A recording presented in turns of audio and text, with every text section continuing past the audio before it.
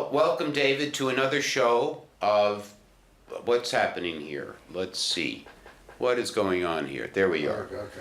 Welcome to another show of the smoking section. And how many times is this for you on the smoking section? This is my second time. Only your second time? Yes. Oh, I thought you had Yes. been on more. I'm sorry. I was here We've in been October, remiss. I think, maybe last year, once. Yeah, and do you remember what we talked about? Oh gosh, it's been a while. Well, Emily posted an interesting article on Cambridge Citizens for Smokers' Rights Facebook page today, and it is since the introduction of what is called plain packaging, although she and I both believe that's a misnomer. Do you know what plain packaging comprises? Well, it means that a brand can't put their logo on the package, or else they even. That's one of the strictures, yes. And sometimes they even put on other images. They put on images of diseased organs, and they claim that these are caused by smoking. So, for example, they'll put on some horribly, it appears to be very much photoshopped and of some terrible, teeth, and they'll say smoking harms your teeth. And this has been passed in across Europe. No, or just I don't think so. No, No. It varies from country to country. Okay. It's not been, and it's called plain packaging. And what it does is it says the company, they take the ugliest color of paper, and the company itself, I think the name of the brand can be put on the package, but just in plain letters. And this is to discourage, ostensibly this is to discourage people from smoking. And that's what is referred to as plain packaging. But I believe this article said that in spite of this, that more people are smoking. In France, since the introduction of plain packaging, which is probably, I guess, a year ago, it certainly seems as if the number of persons smoking in France has climbed a little bit.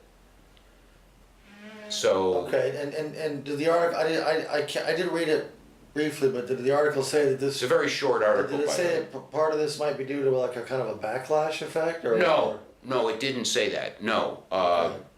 it said simply that it does not seem to be working to the extent that some people in tobacco control may have wished.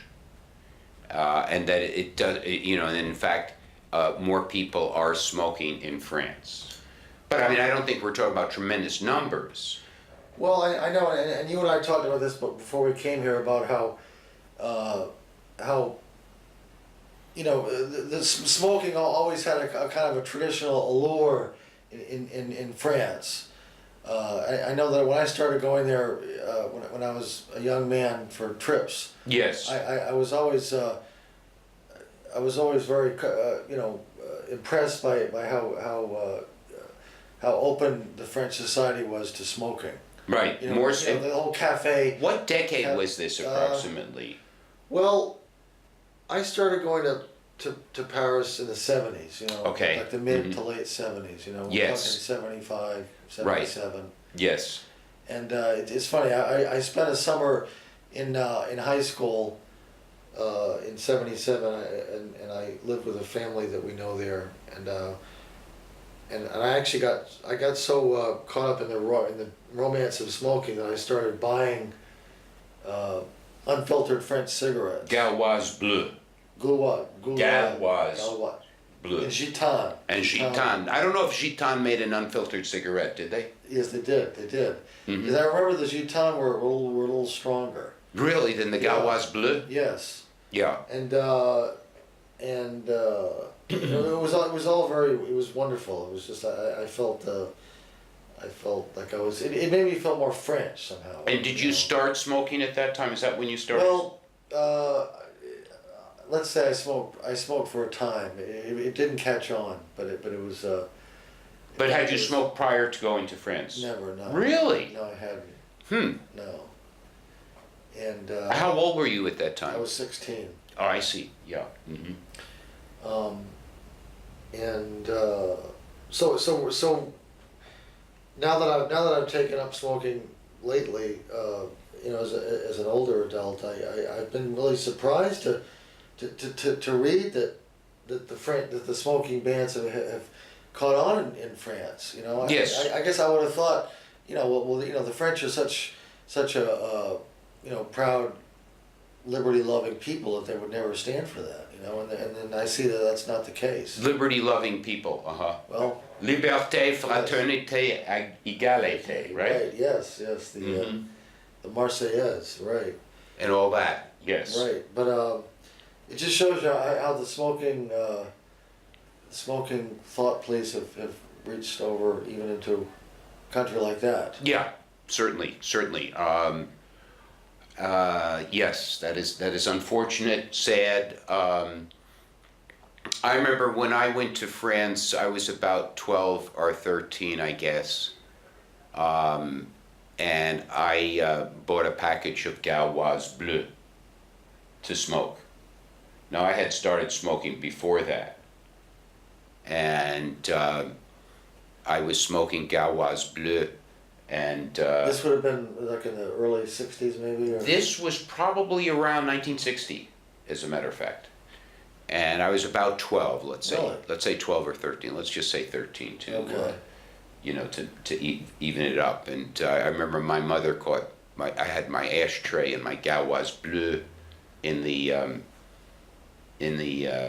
hotel room. And I had it behind a chair, and my mother found it.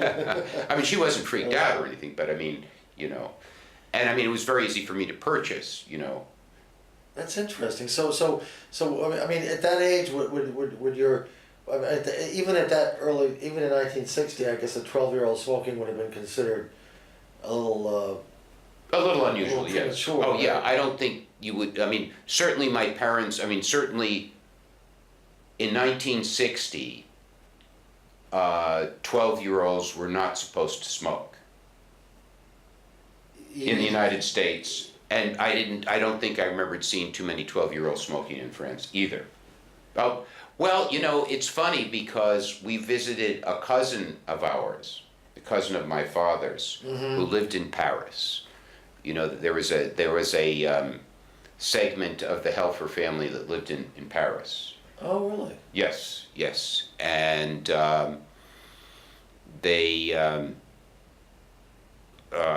she gave me a lighter as a gift, a little gift.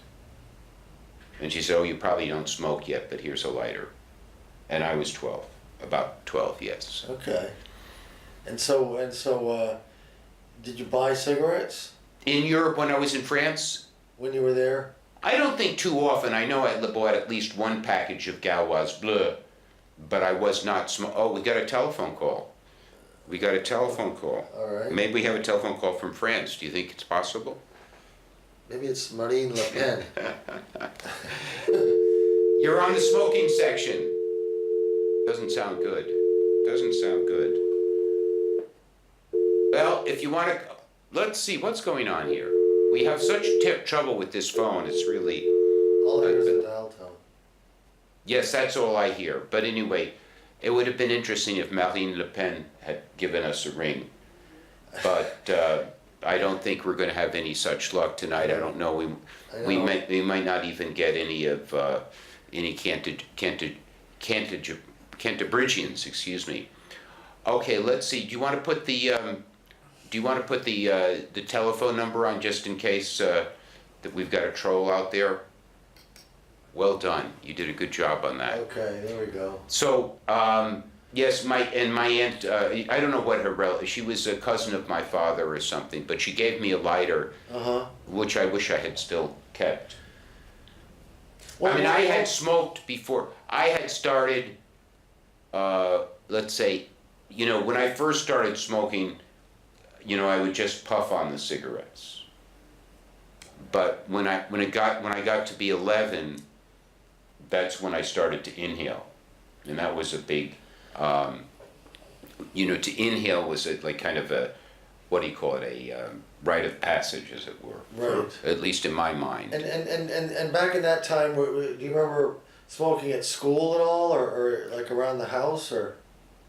Oh yeah, I mean, yeah, certainly, of course I do. Yes, I mean, for example, and I was just mentioning this to. I was mentioning this to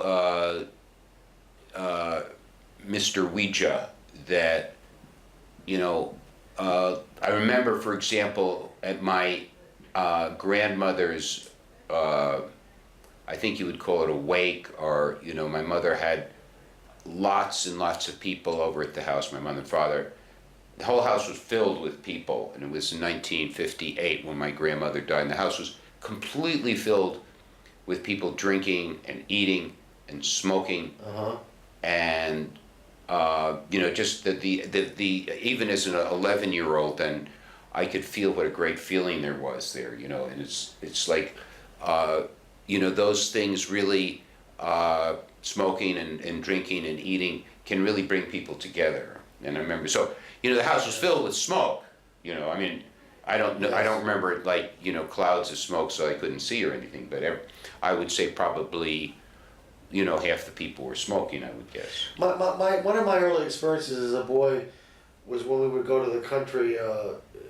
This was in the mid-60s, and one of my mother's friends, who she knew in Paris actually, was a smoker, and she it's funny, she'd actually had her Citroën car shipped back from Paris. And you mean to the United States? The United States, yeah. She had worked with my parents in Paris when we lived there. Yes. And I remember her smoking inside the car with the windows up, and I remember that not feeling very good. Really? Yeah, I remember just feeling it. I felt a little bit suffocated, I think. But I mean, because I grew up, people, and I myself routinely smoked in cars with closed windows, with non-smokers in them. And I know my sister, I've had this discussion many times in this program with people who grew up whose parents smoked, and who were either bothered by smoke or not bothered by smoke. Now, for example, my sister and I were never bothered by smoke, and no one opened windows in cars. And for example, we would go to the Metropolitan Opera House, and then we would come out at intermission, and the lobby would be so filled with smoke you couldn't see the door. And we never found anything unpleasant about that whatsoever. It wasn't even noteworthy. Yeah, I mean, imagine that happening now. But no, but the question is, and this is the question: why were you bothered by that? And I wasn't.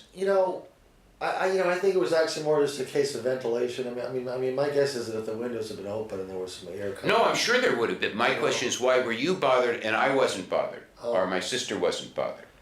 I mean, I don't know. It wasn't common, in the '60s, for example, if you had a car and it was winter and the windows were closed and one person smoked, or two people smoked, or three people smoked, or four people smoked, which would often be the case. It wasn't, in my memory, it was not that the windows were open, and also my memory was that, as a child, not too much before that, or as, that I certainly wasn't bothered by that. Well, I don't know. I think even now, I don't know about you, but I tend to enjoy a cigarette outdoors more than I do indoors. Yes, well, that's a shame. That's a just- real shame. That's because you have been, in my opinion, highly kind of neurotically sensitized to secondhand smoke. And the point is, if something is in your mind a lot, and if you're exposed to it so little, you become highly sensitive to. So like, for example, a lot of people think that the reason asthma rates are so much higher in this country since the smoking rate has gone down, a lot of people think is because young people are not exposed to as much, not necessarily secondhand smoke, but they're not as exposed to as much, dirt and bacteria and stuff. That's a theory as to why asthma rates are going up. So if you're not exposed to secondhand smoke and it's on your mind, I am highly sensitive to secondhand smoke right now. And I wasn't as a 12-year-old, even though I didn't smoke regularly. I see. I mean, you just notice it more. Oh yeah, certainly. I notice it more. It sticks at. I get my nose picks it up immediately, even the slight traces of it. And well, I didn't. I didn't smoke until, like I say, until fairly. When you went to France. In recent years, but I mean, there were many years when I didn't, and so I didn't keep up with the whole flow of the anti-smoking movement in our country and the world. But I think it seems to me that it all happened sort of just very, very gradually, didn't it? That's correct. I mean, the Surgeon General's report came out in '64. Right. It's very, very gradual over a long period of time, so that people don't, didn't all of a sudden happen. So let me ask you, what other images do you have of smoking in France when you went there? And you kind of like to sit out at a cafe with a coffee and smoke your Gitan. You smoke Gitan? Yes. Non-filter. Yes. Those are strong cigarettes. I know, they're very, very. I don't smoke non-filters now. And also those cigarettes are kind of different than American cigarettes. The curing of the tobacco is a little bit different. I don't know what it is, but it's. Don't they call it blonde tobacco? Or something, it's just, I don't know what the difference is, or black tobacco or something, but if you smoke a Gitan or a Gauloise Bleu, it's very, very different than even, let's say, a Lucky Strike or a Camel. I wonder if you can, you don't know if they sell them here, do they? Gitan, Gauloise Bleus, I don't know, I don't see them at Levitt and Pierce, that's the place you would get them. Oh. But their beautiful packages are gone. Oh, I know, that's too bad. Do you know what Gitan means? No. Do you speak French? A little. Only a little? Un peu. I should know. Gitan means gypsy. Oh, really? That's correct. Okay. Okay. Well, I think I've always been, moved by the images of smoking in movies and television, certainly, as I think everybody is. I mean. Well, what about France? Can you tell me a little bit more about France when you went there? Because I remember, I don't know, I think I remember one time being on a train and there was this kind of really romantic looking, kind of peasant kind of looking guy on the train, and he had his Gauloise Bleu, and I think he was drinking wine, and my mother pointed him out. It was very, very French, and it was very romantic, let's say. Well, I just, I can't come up with any particular smoking images from those days, but I certainly. Did you spend time at cafes in France? I did. Sitting outside smoking? I did. Drinking coffee? Oh, sure. With your family, by yourself? With friends, family. Yeah, I think the French should go back to the way it used to be. I wish they would. Yeah, well, maybe someday they will. I mean, the thing is, it was interesting because, and you said you were going to relate that to some of the things Emily was talking about with her father. Well, I asked her father whether the fact that Holland is more tolerant toward recreational drug use. Oh, right, that's right. You called how if that sort of dovetailed with the anti-smoking movement, and he didn't seem to think that was. He thought that was sort of an apples and oranges sort of. Yeah, I guess he did. Yeah, I think he did that. And Emily also posted a story that took place. I think it was in the Daily News or one of these British magazines. There was an event in New York, and all of these stars were in the bathrooms smoking and taking selfies. Really? Yeah, which we found very encouraging. I think, I think, let's see, one of the ones I remember was, Courtney Love and Francis, what's his name? Who is the fellow who committed suicide, sadly? Kurt Cobain, Frances Bean Cobain, Oh, I see. who was Courtney Love's daughter. Okay. Well, so I mean, it makes you wonder if some of the big stars actually smoke on the side.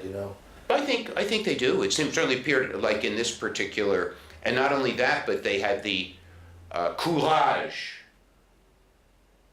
to smoke in the bathrooms at some place in New York City. Mm.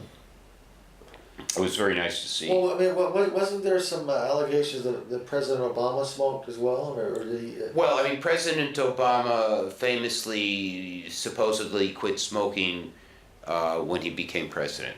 And, I think there was one photograph I saw that looked like President Obama had a package of cigarettes in his pocket, but I would think that if it would be very difficult for President Obama to have a cigarette and for not 100,000 people, Oh, sure. or 1 million people Sure. to know about it. So I have not seen any, I never saw any bona fide photographs of him smoking. Well, that raises an interesting question of what is it like for someone at that level of power and authority, whether it was the Pope or the President, to be smoking. It is almost Unthinkable. It's a little bit unthinkable because I think people would say, well, a person at that level should not, indulge in even if smoking was considered, not a bad thing. I think they would still think that it was a little too much of an indulgence. I guess they might. It was interesting because I know that Lyndon Johnson was a heavy smoker,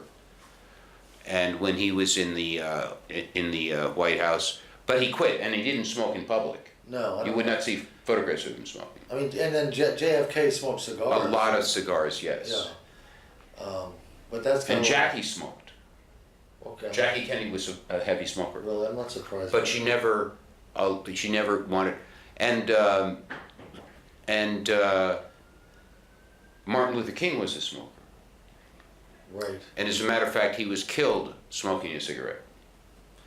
He went out on the balcony, right? Okay. Right. No, I don't think he went out on the balcony because he didn't want to smoke in his motel room. But he was smoking on the balcony when he was shot. I think I mentioned to you recently that there's been a television program out about right. a young American pope. And he smokes. I found that absolutely incredible. I know. I think that's. And does he smoke unapologetically, or is he? I believe so. Yes. Is this a popular program? I think it's on HBO or one of those cable networks. Is it popular? Fairly. Are you enjoying it? I actually haven't seen it yet. I've just heard about it. But, I just read the book Wuthering Heights. Have you ever read Wuthering Heights? I've seen the movie. Oh, you saw the movie? It's a wonderful movie. Is it really? Very sad, I thought. Yeah. Sad movie. But Wuthering Heights. Well, I think you told me that you weren't that impressed by it. No, it's a kind of a strange book. And in some ways I was, but one thing, there was one of the characters in the book, is actually Heathcliff's son, who was always a weakling and died very young. Right. Do you remember that character? Yes. His name was Linton. And he died very young. Linton Heathcliff? Yes, that's right. That was his name, I believe. Yes. And they had a servant in the house in Wuthering Heights, Joseph, who was kind of a crotchety old guy. And Linton felt that Joseph's, and they call it a bacca pipe, tobacco bacca pipe, was poisoning him. The secondhand smoke from Joseph's pipe. Really? In Wuthering Heights. Oh. So, in other words, I thought that was an interesting. But I mean, France is not the strongest smoking country in Europe. In Hungary, Greece, they have higher rates of smoking than, are they traditionally, Spain, Turks, you know, basically, yeah, I mean, all of these countries had higher, but I mean, France had a very high smoking rate. Well, I think just, you know, on a deeper level, I think France is going through a certain crisis of how to maintain, you know, their ancient sense of liberties with all of this new political correctness and everything. I think and we'll probably see that in the election, I imagine. Right, right. It's a very important election. Well, I mean, yes, and I mean, you know, like there's a man named Nigel Farage, you know him? I've heard the name. Well, he's a Brit, and he's anti-European Union, and he also feels that Brits should be able to smoke if they want to. So they're tied together. I mean, the so-called nanny state is very much part and parcel of the European Union, for Sure. good or for bad. Right. You know, and so these nationalistic movements are usually not terribly fond of the nanny state. But David, we've run out of time. So thank all of our viewers for watching. I hope you found it moderately interesting. And we'll see you next week. This was the smoking section.